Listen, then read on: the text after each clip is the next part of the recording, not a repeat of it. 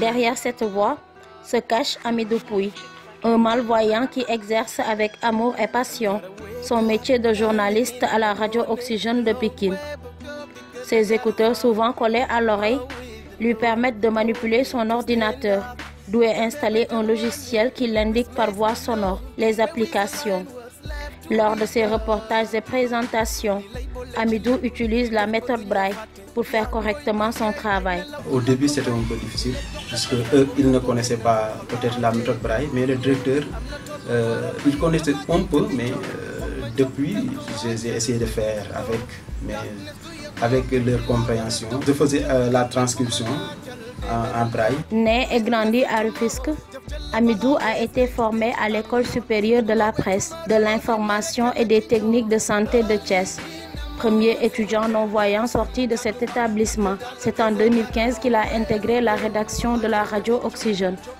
Journaliste, reporter et présentateur, son handicap visuel ne l'empêche pas de s'imposer dans le milieu médiatique. Malgré les obstacles sur son chemin, Hamidou fait chaque jour le long trajet Rufisque-Pékin pour rejoindre son lieu de travail. Les gens, eux, parfois, quand ils marchent dans la rue, c'est comme s'ils sont ailleurs.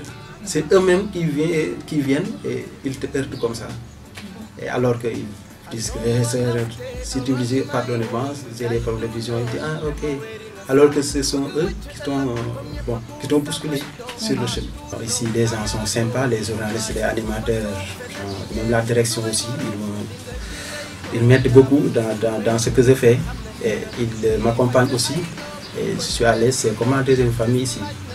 Quand je suis chez moi, déjà j'ai la nostalgie de la radio. Passionné des médias, Hamidou a décroché son baccalauréat depuis 2008 à l'Institut national d'éducation et de formation des jeunes aveugles du Sénégal. L'absence de la méthode Braille dans les universités et écoles de formation au Sénégal a été un frein pour le jeune journaliste de présenter jusque-là son mémoire, ce qu'il déplore d'ailleurs. C'est en 1997 que j'ai créé une radio scolaire à l'Institut national d'éducation et de formation des jeunes aveugles qui se trouve à Thiès. Depuis lors et après, en 2017, quand j'ai obtenu mon bac, j'ai essayé d'aller en France, mais ça n'a pas abouti. Et j'ai choisi encore de faire le journalisme à l'École supérieure de la presse, de l'information et des techniques de santé qui se trouvait à Thiès. Quand je faisais mes devoirs, ils prenaient les feuilles que j'ai déjà écrites avec la méthode Braille. Ensuite, il retransmet ça en noir pour donner ça au professeur. Très engagé dans les tâches qu'on lui confie souvent à la radio, Hamidou a impressionné ses confrères et consoeurs.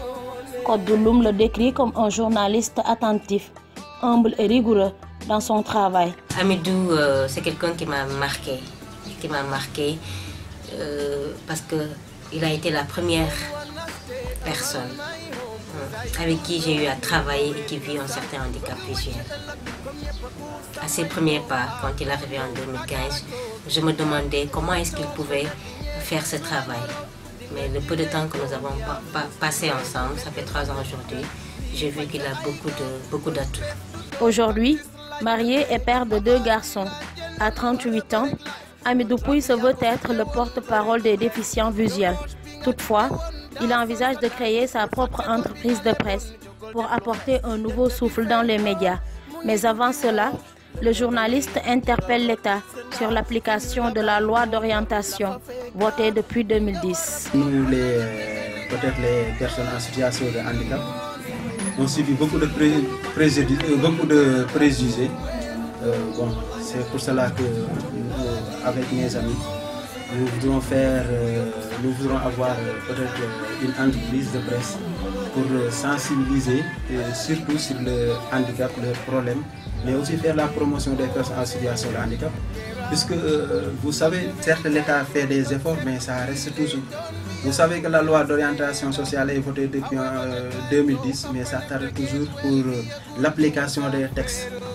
Vous savez, même l'entreprise qu'on aimerait créer, dans la loi d'orientation sociale, il y a là où on dit que l'État a la responsabilité d'aider les entreprises initiées par les personnes en situation de handicap pour au moins réduire la mendicité. avec comme slogan « Vivre à la sueur de son front grâce aux compétences acquises pour ne pas tendre la main ». Les déficients visuels qualifiés veulent bénéficier d'une discrimination positive. Ils interpellent l'État sur leur insertion professionnelle.